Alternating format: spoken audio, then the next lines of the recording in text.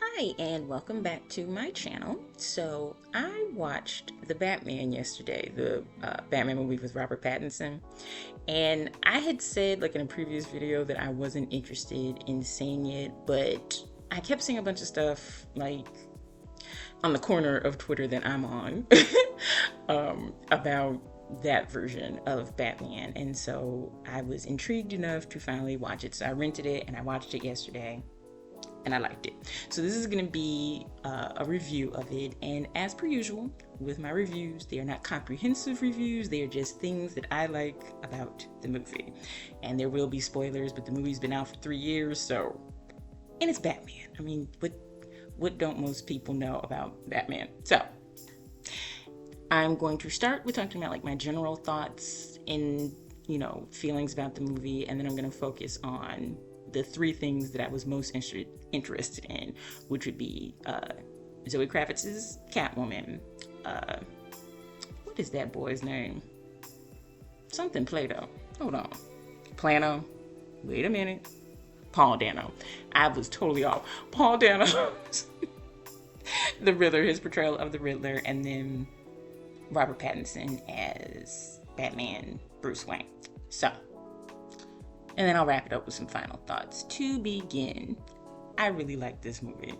I was surprised that I was gonna like it, but I really liked it, and I like Batman in general, so I guess I shouldn't have been too surprised. I did like that it was a portrayal of like the early years of Batman. You know, he's only been doing it for like 2 years in the movie, and you kind of see that, his vigilante justice isn't quite, I wouldn't say perfected, but it's like he doesn't quite know what his message is yet, like what he wants to inspire, other than instilling fear in like criminals. And I also liked, just like how currently like the Superman that just came out kind of like drops you into his story. We don't get an origin story. I like that this Batman is kind of similar, because it's like, of course you're gonna reference what inspires him to be Batman, which is the death of his parents, but it's like you're not getting like a full backstory of how he became Batman, him making the suit, all those things. No, you're just dropped right into him being Batman. I like that. Also, there were a lot of actors that I liked that were in this movie that I did not know were in this movie, like Peter Sarsgaard, who plays like the DA, and John Turturro, and Jeffrey Wright, who I love, and I thought he was great as Commissioner Gordon. Like, I was like, oh, look at all these people that I like in this movie, and they were great in it too, so I like that. Also, because I hadn't seen this when it came out, but I've just seen like Sinners earlier this year, I didn't know that Jamie Lawson, the actress that plays Pearline in Sinners, I didn't know she was in the Batman. She plays the mayor, and that was a pleasant surprise. And also, on a personal note, I loved that her character was rocking her natural hair in that movie. You don't understand how cool that is when you see that in a movie, because like in the opening sequence when they're showing her doing the debate with the current mayor and she has the afro, ugh, it's perfect. And then later on when she kind of has like this braided updo, it's just, I love to see it. I love to see it. And I did also like that kind of storyline of a politician who wants to really do good and make a change in their city, and kind of posing the question, can any of our politicians truly be good people and actually make a change, which is really relevant at the moment, because I live in Michigan. There's going to be a mayoral race coming up in Detroit. There's a mayoral race that's coming up in New York, so it feels very relevant right now in our political landscape in examining who our elected officials are. But yeah, I loved seeing her.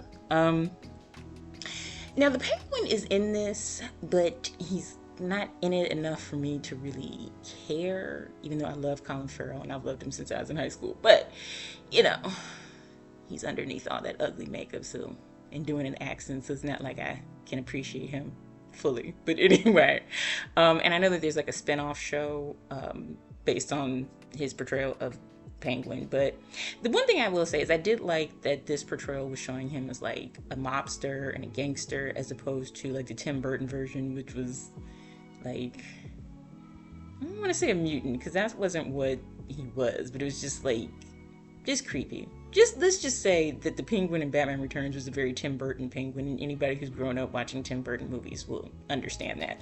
And the funny thing is, Batman Returns is like my second favorite Batman movie, so I've never been too bothered by that version of the Penguin. It was just nice to see a different portrayal. And then lastly, just for my general thoughts, I really like the way Gotham looks. I feel like I always liked the way Gotham looks since I was a kid. Now I do favor the more kind of like bright, futuristic version that's kind of portrayed in Batman Forever and Batman and Robin. But I did like the very gothic look of this Gotham City and this Batman, especially because Bruce Wayne's mansion kind of looks like a cathedral to me. Like, I don't know. I thought that was really cool. I liked the way that it looked. And, yeah. All right. Moving on to how I feel about Catwoman. So, Catwoman is one of my favorite characters from, like, the Batman universe. And I love Michelle Pfeiffer's version. I loved it when I was a kid. I love it as an adult. Absolutely love her version. So I was kind of interested to see Zoe Kravitz's take on it, and I really liked it. I thought she did a great job. And I think she did a great job because it didn't feel like she was trying to be like any of the other actresses before her. And that's like always a hard task with these characters that have been around for a long time, and so many different people have played them in different iterations of them. So you always have to find a way to make it like fresh, and I just thought she did a really great job. And just from a surface level, I liked her costume. And it's funny because when I was thinking about her version of Catwoman, I have only seen the Christopher Nolan Batman movies once. Each time I saw Batman Begins once, I saw The Dark Knight once, I saw The Dark Knight Rises once. So a lot of my memories of those movies are kind of vague because of that. So I really don't remember a lot about Anne Hathaway's Catwoman. But anyway, I'm just saying that because I'm thinking about like her outfit in that. I liked Zoe Kravitz's better because I love that her little like cowl or whatever looked like a ski mask because she's a cat burglar. Like, that was cute. And just her overall outfit. It was simple. It was cool. I don't know. I liked it. And I also liked, because again, Batman Returns very much with the villains kind of gave them this kind of creepy, supernatural-esque thing to it. Like, now I did think it was cool in Batman Returns that it's like she had like the 9 lives of a cat and all that type of stuff. But I do like that Zoe Kravitz's version was like literally a cat burglar. And, she had very specific motivations. She wanted, revenge on her father, and she wanted to get justice for her friend. Like, real simple. Like, I liked that aspect of her. And I really liked her chemistry with Robert Pattinson. I could kind of tell that they had chemistry just because I remembered like the press that they were doing for it. But like in the movie, she was really good. And I think that's always important because whenever we all know that like Catwoman and Batman are like, they go together. And it's like, so you're always interested when you know that they're going to be live action on the screen to see how those actors, mesh or have chemistry. And her and Robert Pattinson were like really gay. Did I just say really gay? Although speaking of that, I did kind of get bisexual lesbian vibes from this Catwoman with her friend, which is cool. I don't know if that was their intention, but that's how I interpret it. Anyway, back to Catwoman and Batman. I thought that their chemistry was great. And I liked that one of the things that I feel like in that relationship is you always get the sense that they're very similar, which is why they work together so well. But the way in which they go about things, they can never quite find like that perfect middle ground to meet at. But at the end of the day, like, they still respect each other and have like this love and concern and care for each other. I always like that. And that's pretty much all I have for Catwoman. Just, I liked it. I liked her as Catwoman. And also, on a personal note, we've had Eartha Kitt as Catwoman. We had Halle Berry as Catwoman. And on the animated series for Harley Quinn, Sanaa Lathan is the voice of Catwoman. And, Zoe Kravitz is multiracial. Her parents are Lenny Kravitz and Lisa Bonet. And her character's ethnicity in the movie is kind of like ambiguous, but for me, I still liked seeing a woman of color as Catwoman. So I thought that was great. Moving on to the Riddler. Now, in my Batman Forever video, when I was, my in defense of Batman Forever, I talked about how the Riddler was like my favorite part of that movie. So I was really interested to see if I was gonna like the Riddler in this movie. And I actually did. And what's interesting is I kind of feel like had Tim Burton been allowed to do like his version of Batman Forever, I could kind of see his Riddler being similar to the one that was in this movie, with like a darker take or on like that character, right? And I did think it was interesting that, like, if you look at Batman Forever and how that Riddler, Edward Nygma, was obsessed with Bruce Wayne, I liked that in this one the Riddler is obsessed with Batman. Like, he's leaving all the riddles specifically for Batman, and he has this really creepy obsession where he thinks that they're so similar, they're so alike, and he was doing all these things to draw out Batman because he thought that surely Batman would agree with everything that he was doing. And I really loved in, like, when he's finally captured and he's in Arkham Asylum and he's telling Batman this, and then Batman's like, no, we're nothing alike, you're crazy, you're psychotic. And it just, you can see that he has like a further mental break when he realizes that the person that he wanted to, like, work with, or like he was inspired by, can't stand him. Just that whole sequence was really cool to me. And then just like the motivation that he had for like exposing the corruption in Gotham City was so interesting, in that that idea of like being forgotten, because that was such an interesting twist, that renewal fund that was established by Thomas Wayne after he died was just used for all kinds of corruption, and it was supposed to be used for like the orphanage and the people that were forgotten, and that that was part of his motivation for doing what he did. And it's like, you understand that motivation now. How he went about getting his revenge, I don't know, but you get it, right? And that, I liked when he was telling Batman about how he felt about Bruce Wayne, which is interesting because he doesn't know he's talking to Bruce Wayne, and you can kind of see on his face as he's listening to the Riddler talk about it, how that's kind of hitting him. Basically, that the Riddler was talking about what it was like to be forgotten in that orphanage, and all those promises were made to them and none of them were kept, and just how brutal and it was to grow up that way. But once Thomas Wayne and Martha Wayne died, like, all the concern about being an orphan was directed at Bruce Wayne, like, and what that felt like, because, he was basically like, you were wealthy, and so, your experience as an orphan is not going to be the same as the orphans that were forgotten. And then lastly, the aspect of the social media thing, like where he was live streaming all of his murders online, and then he garnered followers, and it was like the dark web, like that was just really like a perfect update for a modern Batman, that somebody like that would do that. They would live stream, they would get people who were followers, people who are going to be like copycats, and then basically he planned it that way where he knew he was going to get arrested and apprehended, but he had inspired enough people online to continue doing the stuff that he was doing. That was really great. And pause for a minute. Let me just check something. Because I said Martha Wayne, and I just want to make sure.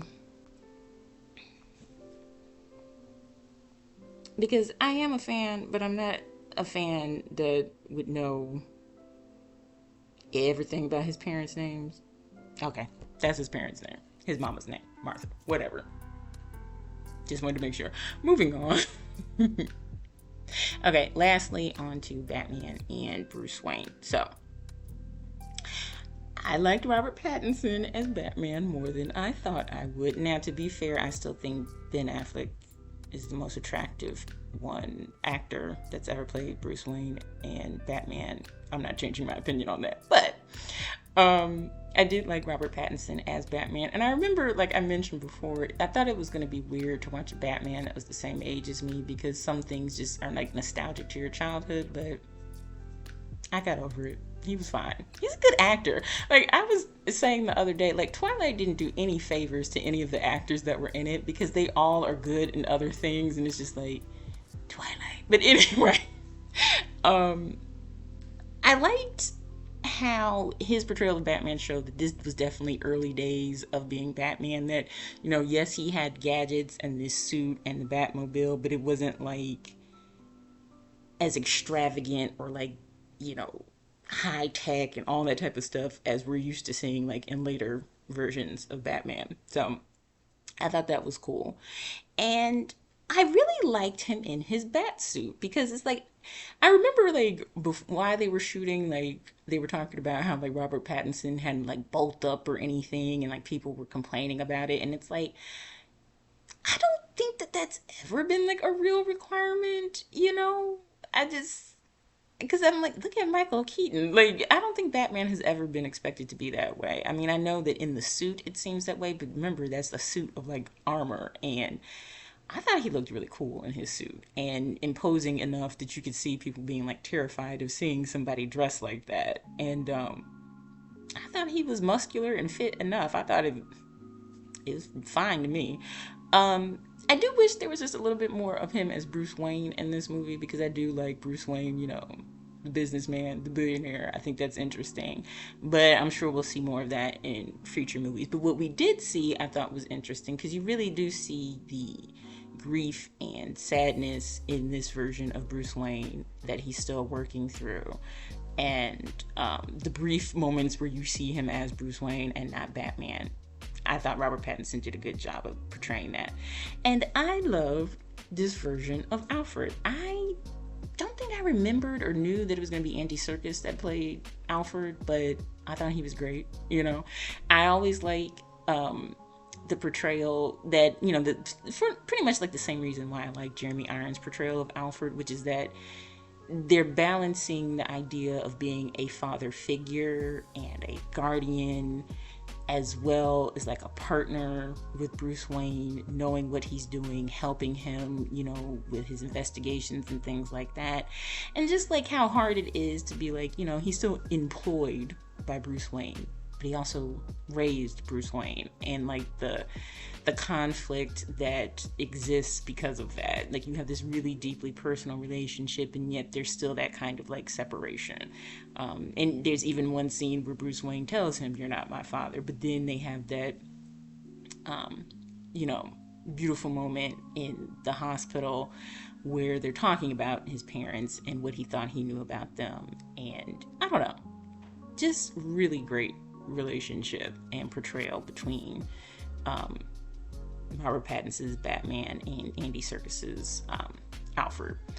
And then lastly, I did like how this also portrayed that you have to be careful with when you choose to do something as extreme as like what Bruce Wayne chooses to do, which is become like this vigilante, that can easily be misinterpreted and misconstrued, especially because, you know, the way he portrays himself isn't necessarily going to automatically inspire hope or a sense of protection or safety. Because I loved the opening scene where the guy is getting mugged, and of course Batman comes and saves him, but then when Batman walks over to him, the man is still scared because he's scared of Batman too. He was scared of the people that were mugging him, but now he's scared of Batman. And so I liked that you saw by the end of the movie, after his experiences being confronted with the Riddler and the people that he inspired, like copying his phrase like "I am vengeance," him realizing that he is going to have to rework how he presents himself to be more a symbol of justice and hope, and not just like vengeance and fear. So I thought that was really great.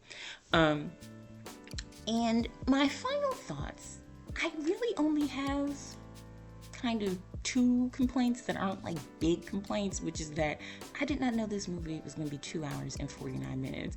Like, I am getting up there in age where I can barely sit through a movie that long in the theater, and like, I'm just not built like that no more. There was a time where I'd go see a movie in the evening at night and could sit through it. I'm so surprised I made it through Endgame in the theaters. It's just, I can't do that. That's like the only thing, but it's not it's not enough for me not to like the movie. And also, you know, the kind of dark, more real, and let me put it this way, more realistic, because one could argue that Batman 89 and Batman Returns are dark too, but they also feel just a little bit more comic booky as opposed to like the Christopher Nolan trilogy and this Batman. And sometimes I don't always like the very making it that realistic, but at the same time, like I said, not enough for me not to like the movie though. And this Riddler was just a tidbit too creepy for my taste, but again, not enough for me not to like this portrayal. Just that's my own personal feeling. I don't like creepy stuff. I don't like feeling like I'm watching true crime, and it kind of leaned into that. But like I said, not enough for me not to like the movie. So, in conclusion, really enjoyed the Batman. I'll probably watch it again today. And I am actually really, because I think I saw like they're getting ready to start filming for the second one next year. And so I am really excited about that. Did not expect to be, but I am looking forward to that. And yeah, I have some more movie reviews because I am going to do an in defense of Man of Steel next week. That should be fun. So I have some more movie reviews coming, and I have a hair video for those who are interested in that going up tomorrow on Monday.